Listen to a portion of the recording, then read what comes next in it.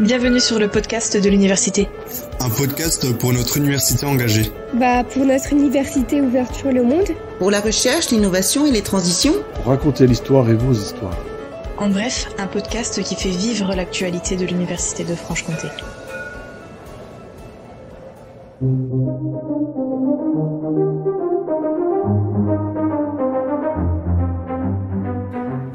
Dans ce nouvel épisode du podcast de l'université, nous allons parler de l'e-sport, une discipline qui se pratique à l'université de Franche-Comté. Pour découvrir cette pratique compétitive, nous avons rencontré Léna et Pascal Châtonnet, un duo père-fille à la tête de l'association Unified Champions Club, l'équipe d'e-sport de notre université. Bonjour à tous les deux et merci d'avoir accepté de répondre à nos questions. Pour commencer cet épisode, est-ce que vous pouvez nous expliquer en quoi consiste cette discipline ? Alors, l'e-sport, du coup, c'est du jeu vidéo de compétition. Donc, nous, c'est une discipline qu'on considère comme sportive et c'est une discipline où on joue à des jeux. Alors, pour compléter, effectivement, il y a différents types de jeux qui vont être soit des jeux de simulation, comme FIFA, qui est un jeu de simulation de football, ou LOL, qui est pas du tout un jeu de simulation, mais qui est un jeu de combat dans une arène. Et tous ces jeux sont différentes pratiques e-sportives où des personnes individuelles ou des équipes s'affrontent. Est-ce que cette discipline peut être pratiquée aux Jeux Olympiques ? Alors, c'est une question intéressante. On a mené un colloque sur cette question l'année dernière, en juin 2022, avec du coup Éric Monin et le CERU, le Centre d'études et de recherche olympique universitaire. Cette question, elle est intéressante puisque c'est une question que le CIO se pose également, donc le comité olympique. Le comité olympique parle d'e-sport pour parler de simulation de sport. On va parler par exemple de Zwift, qui est une simulation de vélo. L'e-sport avec les jeux vidéo comme League of Legends, Valorant, des jeux auxquels on joue à Unified Champions, sont beaucoup moins susceptibles d'entrer aux Jeux Olympiques puisque ce sont des disciplines qui entrent en conflit selon le CIO avec certaines valeurs qu'ils prônent. Et donc pour ça c'est compliqué. Moi je pense personnellement que ce sont des disciplines qu'on ne va pas pouvoir continuer à ignorer. League of Legends, Valorant, ce sont des jeux qui sont très répandus et sur lesquels des sportifs se forment, comme on peut le voir dans notre équipe, mais dans des grandes équipes également. Et donc pour moi c'est une question qui se pose, qui va continuer à se poser dans les années qui arrivent. Oui, là effectivement dans le même sens.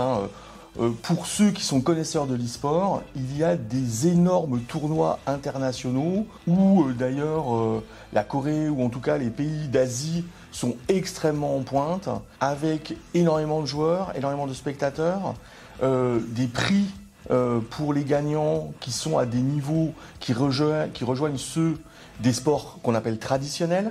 Et du coup, le CIO ne pouvait pas ignorer cette dimension-là. Les choix qui ont été faits cette année pour les Virtual Series, donc ce qui est l'équivalent des Jeux Olympiques, mais pour le e-sport, donc ça ne s'appelle pas Jeux Olympiques e-sportifs, mais Virtual Series, le CIO a fait le choix cette année des jeux de simulation. Mais c'est un travail long, mais comme la société, le CIO prend du temps et analyse la possibilité de faire rentrer ces sports-là à l'intérieur des sports olympiques. À l'Université de Franche-Comté, nous avons donc notre propre équipe d'e-sport, l'Unified Champions Club. Est-ce que vous pouvez nous parler de votre équipe ? Quand est-ce qu'elle a vu le jour ? Bien sûr. Alors Unified Champions Club, c'est UFC, c'est les mêmes initiales que l'Université de Franche-Comté. Enfin, on a essayé de jouer avec ça.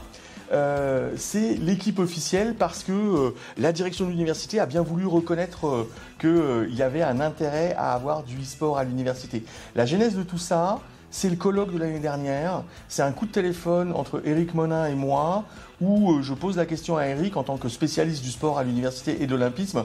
Éric, qu'est-ce qu'on fait à l'université autour du e-sport ? Et Éric de me répondre, je ne crois pas qu'on fasse grand-chose à l'université autour du e-sport. Et tout de suite de renchérir, Pascal, si tu veux, on fait un colloque autour de ça parce que c'est une question qui est vraiment intéressante. Et partant de cette idée-là, faire un colloque c'est très bien, avoir une pratique théorique autour du sport c'était bien. On s'est dit en même temps, on va essayer de monter une équipe avec des étudiants et en faire un terrain sociologique, un terrain de recherche autour de ces pratiques-là. Mais c'est pas que ça, ça a été aussi quelque chose de pédagogique. L'idée qui était derrière ça quand on a créé l'équipe, outre les résultats sportifs qu'on cherche, c'est de se dire nos étudiants savent faire des choses à l'université qu'on ne valorise absolument pas dans les cursus. Monter une équipe de e-sport, jouer, se synchroniser, gagner en e-sport, ça veut dire s'investir énormément dans cette pratique, ça veut dire développer des compétences autour de l'organisation, autour de l'entraînement, autour de plein d'autres choses qu'on ne mesure pas vraiment. Et l'idée de l'équipe, c'était de reconnaître cette pratique-là et de dire à l'université aussi, on prend en compte ce que vous savez faire et pour ça, on vous propose une pratique sportive. Combien de membres constituent votre équipe? Quels sont les rôles de chacun? Aujourd'hui, 22 joueurs qui sont répartis sur 3 jeux, donc League of Legends, Valorant et Rocket League, qui sont 3 jeux différents en termes de type de jeu, puisqu'on a des jeux un jeu de combat en arène en équipe, et on a un jeu de FPS qui est du tir en fait. Donc voilà. Ces joueurs, ils sont entourés par des équipes de staff, donc des équipes de staff technique et sportif, un coach, un team manager qui va être plutôt là pour la partie organisationnelle de l'équipe, tandis que le coach va les aider tactiquement. On a aussi des directeurs sportifs pour mettre en lien les différentes équipes que l'on peut avoir sur plusieurs jeux. Et autour de ça, on a une 50aine de cotisants, donc des bénévoles qui ont payé la cotisation à l'association et qui sont financièrement engagés avec nous, entre guillemets, donc qui sont très intéressés par l'association, qui œuvrent pour tout le reste. Donc on a des développeurs internet qui créent un site internet, des communicants, on a aussi des commentateurs qui s'occupent de faire de la diffusion de matchs, donc qui est très important pour nous puisque ça nous rapproche vraiment d'un sport classique, traditionnel comme on dit. Et voilà, et on a également les institutions d'une association, c'est-à-dire une assemblée générale, un conseil d'administration qui a été élu et un bureau qui est composé de 4 personnes. Comment s'organisent vos compétitions et quels sont vos résultats? Déjà hier, donc hier soir, il y avait une compétition, la première compétition organisée par la Fédération française de sport universitaire, donc la FFSU, qui a organisé le premier tournoi de LoL, alors un tournoi de e-sport, LoL, League of Legends. Et bien évidemment non, c'était pas couru d'avance, mais c'est notre équipe, donc l'équipe officielle de l'Université de Franche-Comté qui a gagné le tournoi. Une de nos équipes, donc UC Targon, comme on l'appelle, félicitations à eux, bravo. Bravo à tous ceux qui ont participé à ce tournoi. C'était vraiment très très très bien et on remercie la FFSU d'intégrer ce dispositif. Pour reparler du rythme et de comment on joue, donc on a dit 3 jeux. En gros, il y a un match par semaine pour chacune des équipes. Elles sont engagées, nos équipes, dans un tournoi qui s'appelle la Grosse Ligue, qui est un tournoi national français. Et au sein de ce tournoi, donc, il y a plusieurs saisons. Une saison, en gros, qui correspond au premier semestre universitaire, une saison qui correspond au deuxième semestre universitaire. Nous sommes donc dans le deuxième semestre et les équipes ont un match par semaine jusqu'à une qualification au national. Une fois qu'ils sont qualifiés au national, il y a une petite pause, c'est le moment maintenant. Donc nos équipes sont qualifiées pour le national et ça va reprendre mi-mai à peu près pour les nouveaux matchs. Quand toutes les régions se seront qualifiées. Pour parler alors le meilleur résultat que nous ayons eu à l'heure actuelle, outre le résultat à la FFSU, c'est sur le premier split, donc la première saison de la Grosse Ligue. Notre équipe de LoL est allée dans le dernier carré, donc en demi-finale. Alors ils ont perdu en demi-finale, bien évidemment, contre l'équipe qui a gagné en finale.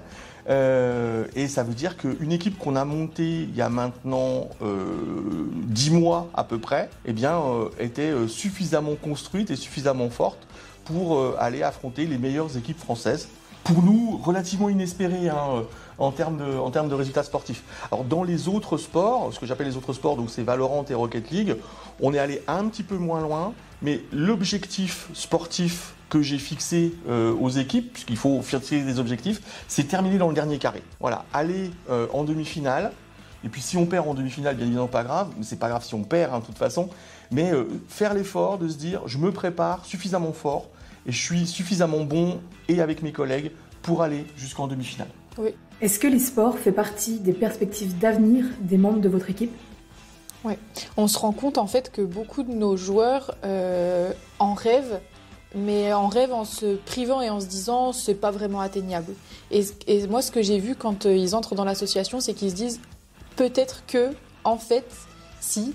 Et j'ai 2 exemples très marquants qui me viennent en tête. Donc le premier, c'est l'exemple de Sidi, qui est notre animateur radio à Radio Campus et qui est aussi un commentateur sur notre chaîne Twitch, et il nous a dit en juin, on apprend à le connaître, il est en 6e année de pharmacie, et il nous dit par contre si OTP, donc qui est la chaîne principale de cast de League of Legends, l'appelle et lui dit tu deviens caster chez nous, et ben il abandonne la pharmacie et il devient caster. Et pour nous c'était mais comment ça, et donc en fait on se dit c'est un rêve peut-être d'enfant entre guillemets, mais qui devient réalisable parce que on permet à ces jeunes de comprendre et de réaliser que l'e-sport, c'est pas ce qu'on leur dit depuis toujours, que c'est pas nul, que c'est pas une addiction, que c'est bien en fait, et que ça peut les aider à aller plus loin. Et la deuxième personne à laquelle je pense, c'est un joueur de notre équipe qui est un bon joueur, qui est Baguette Comté, et qui imagine aussi pourquoi pas continuer dans le monde professionnel, mais tout en restant très sérieux parce que on l'a vu, il s'est vu offrir une offre de rejoindre une équipe, mais il a dit je préfère finir mes études avant. Donc en fait on a des personnes qui sont, contrairement à ce qu'on peut entendre des gamers, des personnes très responsables et qui savent où aller et comment le faire de manière responsable et ne pas se jeter dans la gueule du loup, entre guillemets. Comment peut-on rejoindre votre équipe d'e-sport ? Qui est-ce qui peut y rentrer ? Alors d'abord, pour nous rejoindre, c'est assez simple. On a un serveur Discord et tout se passe, l'essentiel des choses se passe sur le serveur Discord. Vous nous rejoignez sur le Discord, on est super accueillant, vous allez voir, et on peut discuter à partir de là. Que vous soyez supporter, que vous ayez envie d'être joueur, que vous ayez envie de rejoindre le staff de l'association, tout se passe sur le Discord. On discute et puis on voit quel est le projet et on compare nos projets ensemble et comment on peut contribuer et travailler ensemble. À partir de là, il y a quelques règles. Pour nous, la règle qu'on a définie, c'est les joueurs de l'équipe officielle de l'Université de Franche-Comté sont des étudiants de l'Université de Franche-Comté. Alors c'est une règle qui est compliquée, ça veut dire qu'on perd des joueurs tous les ans, ceux qui sont diplômés. Donc je fais tout pour que mes étudiants redoublent.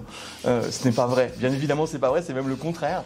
Mais c'est terrible de voir partir des très très bons joueurs. Pourtant il y en a plein qui arrivent et qui sont très très bons aussi, donc tout va bien. Par contre pour le staff, on a des alumni, donc des anciens étudiants, et le réseau des alumni est le bienvenu dans l'association également. Donc l'idée c'est que quand on recrute les coachs, les team managers, on peut avoir été à l'Université de Franche-Comté et continuer à être dans l'association. L'idée, bien évidemment, c'est de la développer en augmentant le nombre de joueurs dans les équipes. On a parlé d'un certain nombre d'équipes, il y a encore du potentiel pour en développer. Et puis, aller vers de nouveaux jeux. On a plein d'étudiants qui viennent nous voir. Est-ce que vous faites du CSGO ? Est-ce que vous faites du FIFA ? Est-ce que vous faites du... Et je passe tous les noms des jeux sur lesquels il y a une pratique compétitive. Je pense aussi qu'on peut développer autre chose que le sportif, et c'est aussi quelque chose qui je rebondis sur ce que tu disais, on cherche également pas que des étudiants. C'est très important pour nous de ne pas avoir que des étudiants. Alors on est obligé d'avoir cette règle de n'avoir que des étudiants dans nos équipes, puisque c'est une règle qui nous est imposée aussi par les compétitions auxquelles on participe, et c'est important pour nous de mettre en avant nos étudiants. Mais on pense que d'avoir des enseignants-chercheurs avec nous, d'avoir des alumni avec nous, c'est un poids non négligeable dans l'ensemble de nos autres objectifs qui ne sont pas sportifs, mais qui sont plutôt universitaires et de développement territorial. Donc c'est aussi une manière de rejoindre l'association. Et puis la manière la plus simple, mais qui est extrêmement importante pour nous, c'est de devenir supporter de l'association et de nos joueurs, puisque sans supporter, une équipe de sport n'est que l'ombre d'elle-même. Ce podcast touche à sa fin. Merci à tous les deux d'être venus nous parler de l'e-sport, cette discipline méconnue qui allie respect, passion, excellence et rigueur, des valeurs qui sont totalement incarnées par notre équipe d'e-sport universitaire, l'Unified Champions Club, que vous pouvez d'ailleurs soutenir et encourager tout au long de leur compétition. L'ère du digital nous permet de remettre en question nos pratiques, et au sein de l'université, nous œuvrons tous les jours dans le sens du progrès pour être continuellement en quête de nouveautés et de challenges innovants qui permettront à tous les talents de l'université de s'exprimer.